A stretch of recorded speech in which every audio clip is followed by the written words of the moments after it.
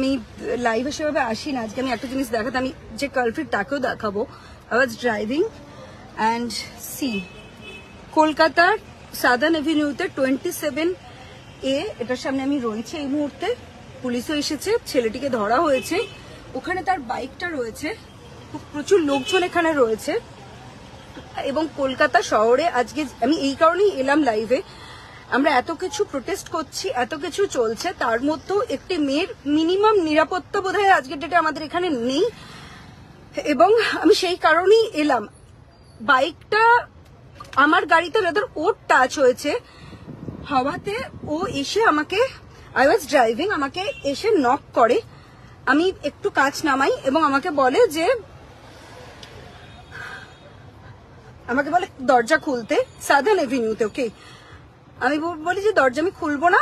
আমি অবভিয়াসলি আমার একটা মহিলা হিসেবে আমার একটা সিকিউরিটির ব্যাপার আছে, আমাকে he can molest me.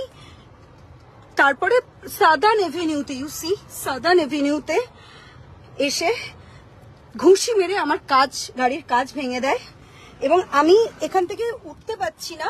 Police এসেছে, পুলিশরা আমাকে এখান থেকে রেস্কিউ করবে, বিকজ আমার পুরো সব জায়গায় কাঁচ হয়ে রয়েছে। আমি এখান থেকে বেরোতে আমার